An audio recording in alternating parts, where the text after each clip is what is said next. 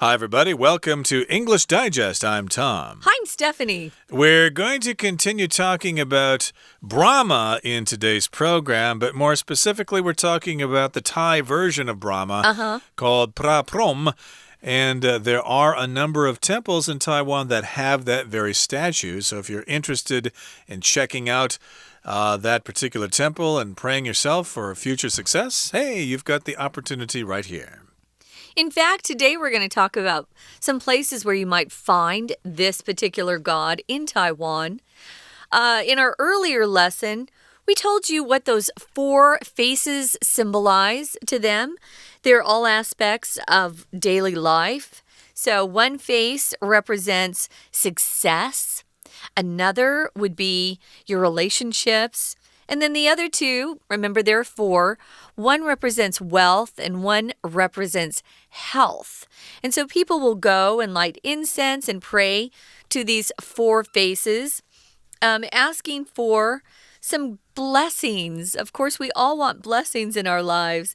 And I think they've been pretty successful because we found out in the I think it's the very last line of day 1, we found out that currently there are tributes to Brahma that have begun turning up all around Asia, including Taiwan, and today we're going to talk about those. So this must be the new way to achieve success. If you pray to Brahma, you might have a successful career. Maybe you've tried Christianity and Taoism and Buddhism and they just haven't worked for you. Can I just add? Yes. You probably want to study a lot too and work hard.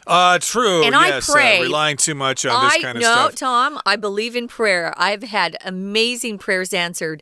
But if you're lazy and you don't do your part, you're not going to get that prayer answered. That's the truth. True, yeah. So you need to pull yourself up by your bootstraps and work for success and don't rely too much on religion. But still, sometimes religion does give people comfort. So, yes, we encourage you to check these things out if you feel it necessary. But, yes, we're going to talk about Phra Phrom here in Taiwan. So let's get to it. Let's read the entire contents of our lesson now one time.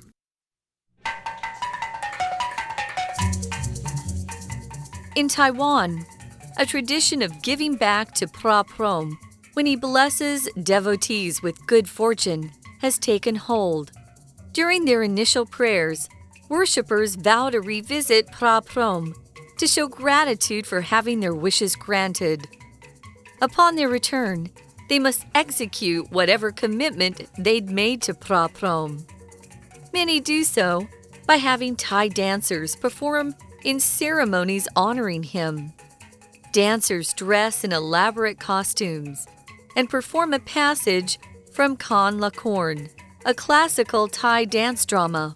The first Phra Phrom to come to Taiwan dwells in a small alley off Taipei's Changchun Road. Chuang Fu, the founder of Leo Fu Enterprises, placed him there in 1984. Surrounded by tall office buildings, this Phra Phrom is frequented by office workers, hoping for prosperous business ventures and students pleading for exceptional exam marks. Another notable Phra Phrom is on Taipei's Xini Road. Devotees need to have keen eyes to spot him, however. This one is located in a small, easy-to-miss alcove next to an underground parking garage and slowly rotates so all 4 faces can be worshipped. Further south in Hsinchu County, devotees will find a stunning golden Phra Phrom inside Guanxi's Chaoying Temple. Since 1984, many of the rituals and customs surrounding Phra Phrom in Taiwan have taken on a life of their own. In keeping with the custom of holidays for Taoist and Buddhist deities, a specific day has been chosen to celebrate Phra Phrom. It falls on the 9th day of the 11th lunar month. Elements of Taiwanese spiritual beliefs, such as throwing divination blocks, have also made it into Phra Phrom prayer rituals. Finally, dances celebrating Phra Phrom are livelier in Taiwan compared to Thailand, where celebrations are focused on solemn reverence. Regardless, Taiwanese devotees of Pra Prom are hardly lacking in sincerity, which is ultimately all that matters. Okay, let's continue to talk about Pra Prom or Brahma. Remember, Pra Prom is the Thai version of Brahma, and you might have to ask someone from Thailand exactly how you say this word because I don't know Thai myself. I'm just pronouncing it from the English spelling here. But again, it's a story of divine wisdom. And you might be thinking, well, if I want to go see this particular deity, I need to go to Thailand. But that's not true. You can see Pra Prom or Brahma right here in good old Taiwan. Maybe it's right in your backyard. So here in the first paragraph it says, in Taiwan, a tradition of giving back to Pra Prom when he blesses devotees with good fortune has taken hold. So, yes, indeed, people do pray to Pra Prom, and their wishes come true, or their prayers come true. So they think, hey, I prayed to Pra Prom, and my wish came true, so, gee, I need to express gratitude. So, indeed, the idea of giving back to Pra Prom has taken hold. People recognize that they need to show gratitude for what Pra Prom has done for them.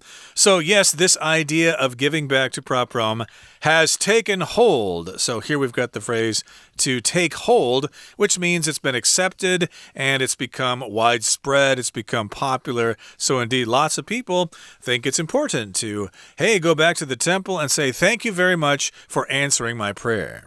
Now, during their initial prayers, meaning the first time they prayed to Pra Prom for blessings, worshippers vow to revisit Pra Prom to show gratitude for having their wishes granted. So the first time they pray, they ask for what they want, but they also promise they'll be back to say thank you, for whatever blessings come their way. If you vow to do something, guys, it's a very serious promise. It's not a promise you want to break. Vow is much more serious than just saying you're going to promise to do something. I vow. Usually people vow with their life. If they break that vow, then you can kill them. So don't vow to do anything unless you're very serious. It's solemn, it's serious. Indeed, so they're going to revisit Pra Prom and show gratitude for having their wishes granted. And upon their return, when they return to the Pra Prom deity there, the image, I guess you can call that, they must execute whatever commitment they'd made to Pra Prom. So indeed, these things kind of work as exchanges. If you grant me this wish, then I have to do this for you. So indeed, when they go back to Pra Prom, they have to fulfill their end of the deal, okay? They need to show the gratitude, and I guess then the deal will have been completed. Notice here they're using the verb execute. They execute whatever commitment they'd made to Pra Prom. Here you could just substitute carry out for execute. So you just get something done. You take care of it. You carry out whatever commitment they'd made to Pra Prom. Commitment, again, is some sort of promise that you're going to do something.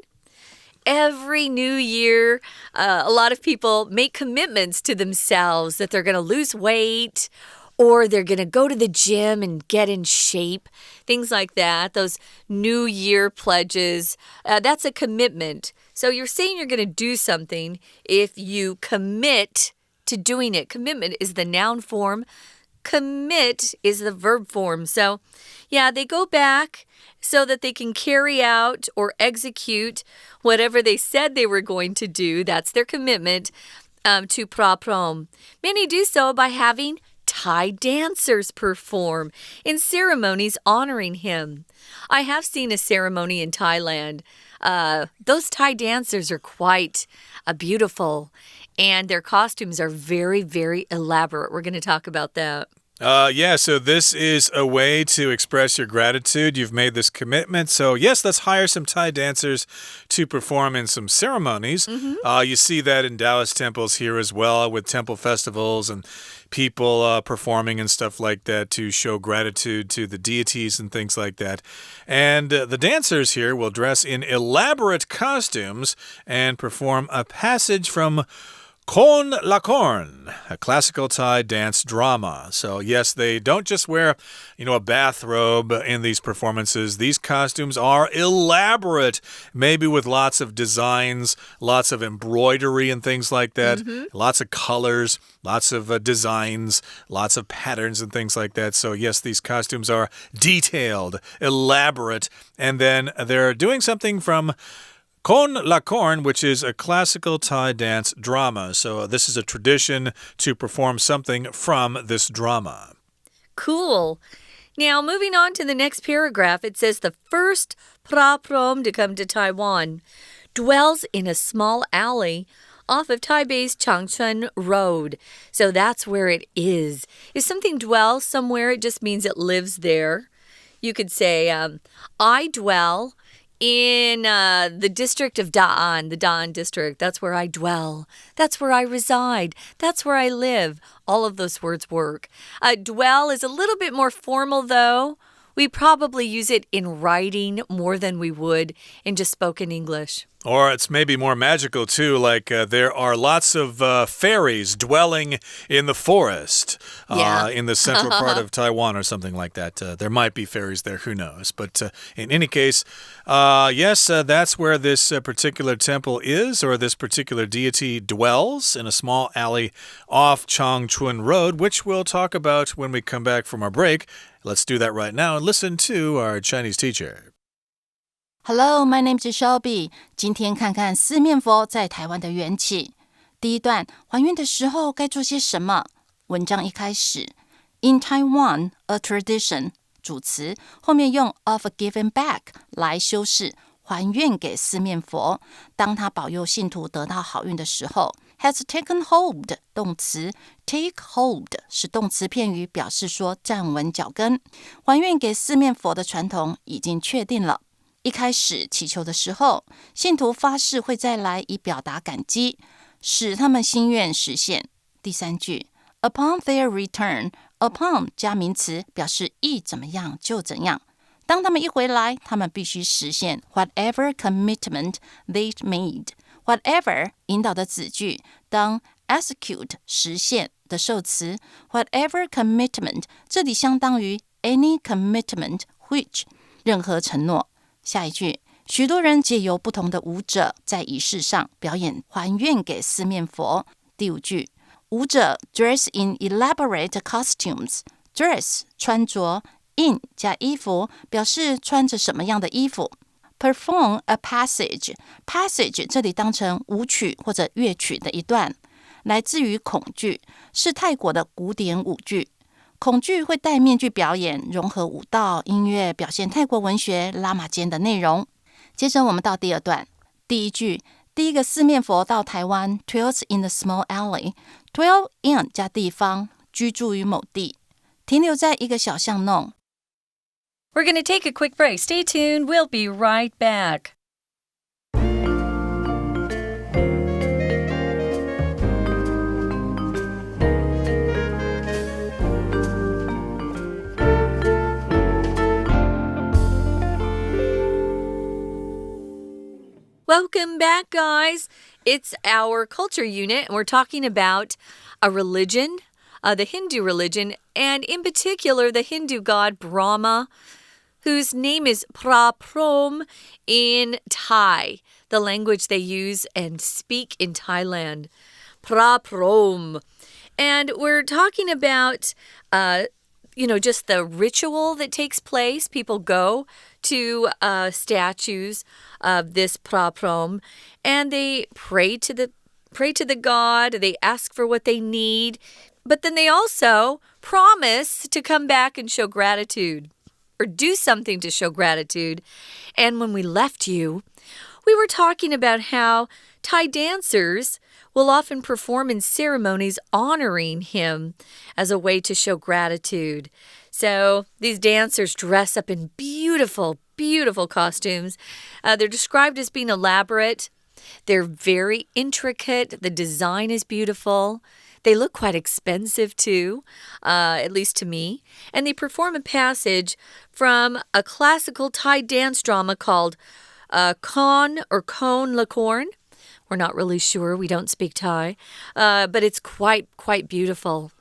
Okay, so again, we talked about the first prop rom that came to Taiwan, and it lives or dwells in a small alley off of Changchun Road in good old Taipei here. And Chuang Fu, the founder of Liu Fu Enterprises, placed him there way back in 1984. So you've got a lot of companies in Taiwan here that have the word enterprises.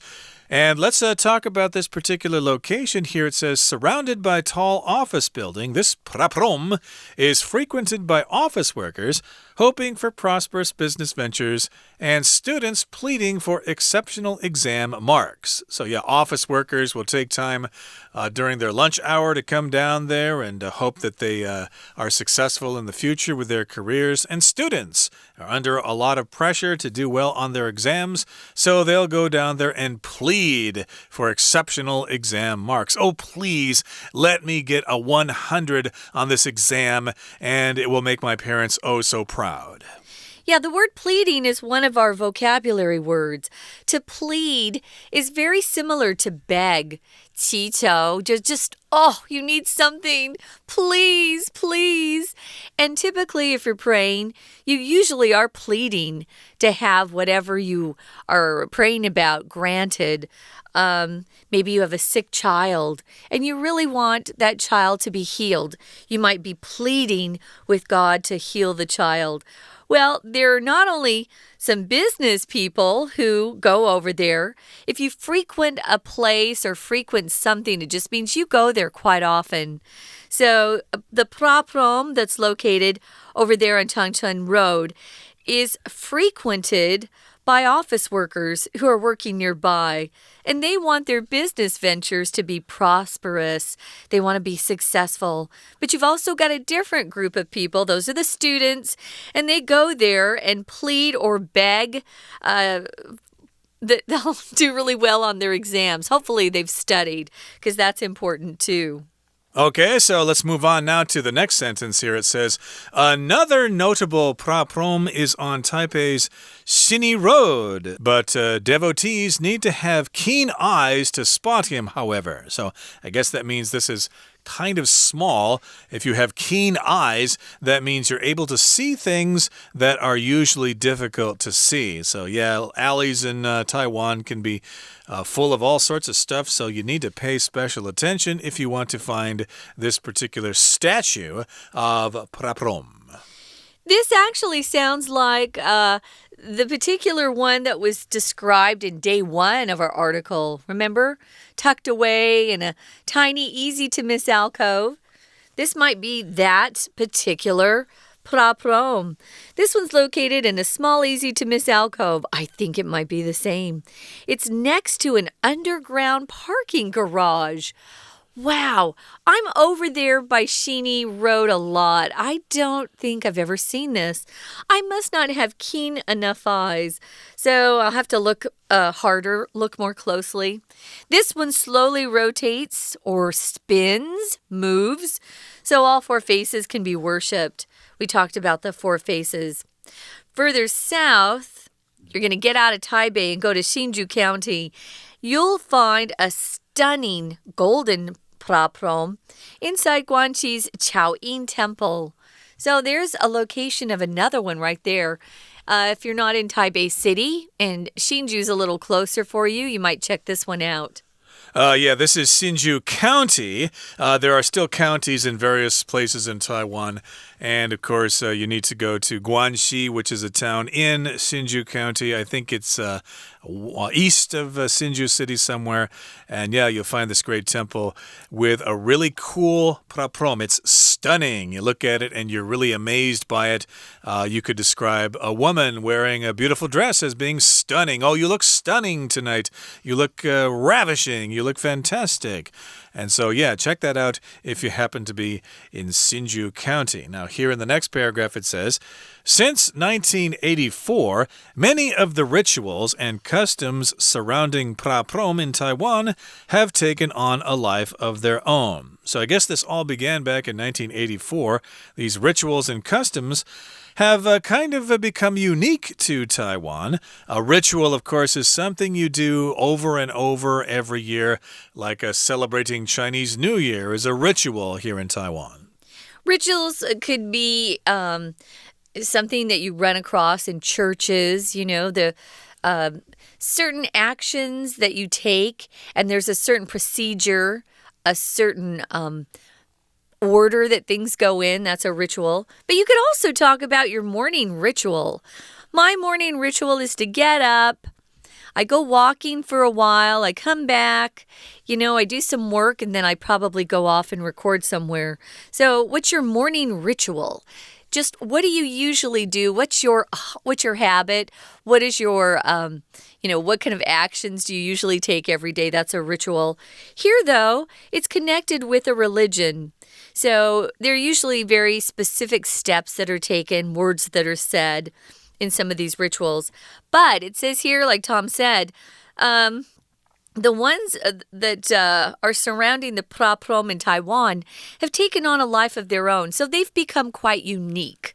They are no longer exactly like the ones maybe that were in Thailand before. And it goes on to say here, in keeping with the custom of holidays for Taoist and Buddhist deities, a specific day has been chosen to celebrate praprom. So in keeping with the custom, in other words, to match with this custom or to maintain this custom, to keep this custom going, along with Taoist and Buddhist deities and their holidays, we've got a specific day that has been chosen to celebrate praprom. So yeah, just like Taoist deities and Buddhist deities, praprom has its own special day as well. Now, this particular day falls on the 9th day of the 11th lunar month. So it won't be on the solar calendar, it will be on the lunar calendar. And elements of Taiwanese spiritual beliefs, such as throwing divination blocks, have also made it into praprom prayer rituals. So yeah, the Taiwanese have kind of adapted this tradition to fit their own traditions. That makes sense. So yeah, it would include some of these Taiwanese elements, like throwing the divination blocks. So finally, it says dances celebrating praprom are livelier in Taiwan than in Thailand, where celebrations are focused on solemn reverence. Reverence is the attitude of being very respectful and very quiet, especially when you're surrounded by sacred things. My church is very reverent. I know some churches get up and dance and sing, but in my church it's very quiet, no clapping. It's very reverent. Solemn is when people are very serious and very formal and dignified. Usually there's something that you're being respectful about. If you go to a funeral, those are solemn occasions. People are, remembering that person's life and what they did while they were here on earth. So, yeah, things are very solemn, very reverent in Thailand compared to Taiwan, which is very lively, which means there's a lot more energy and excitement in what they do. And regardless, Taiwanese devotees of praprom are hardly lacking in sincerity, which is ultimately all that matters. So basically what this sentence is telling us is that even though the Taiwanese have active celebrations for praprom, that does not mean they're not sincere. They certainly are sincere. Yeah. This is just their way of showing respect to praprom. Sure. Okay, and that brings us to the end of our explanation. Let's listen now to our Chinese teacher. 第三句 Surrounded by tall office buildings. Surround 围绕用 PP 前面省略连接词、主词以及 be 动词的 is， 直接写成过去分词构句。被高楼围绕，这四面佛 is frequented。 frequent 表示常到，用被动常被人家造访，被上班族造访。Hoping for 希望有 prosperous business ventures。 venture 冒险，这里当成投机活动或事业。工作人士求宏图大展，那学生就求考试成绩。下一句，另外一个 notable far from， notable 有名的，相当于 famous celebrated 或者 well known 等，位于台北的信义路。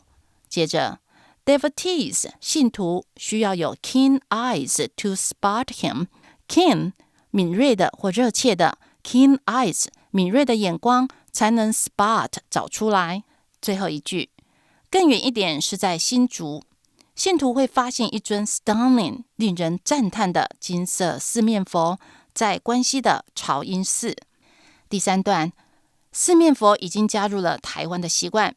Since 1984许多的 rituals 仪式以及习俗 surrounding far from 已经 take on a life of their own。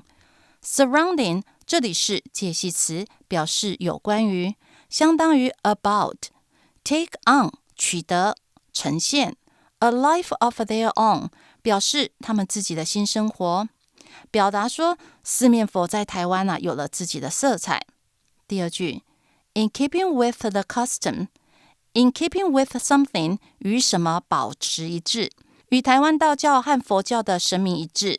一个特定的日子已经被选来祭拜四面佛。第三句 It falls on the 9th day， fall on 加日期，表示正逢某日，它刚好是阴历的11月9日。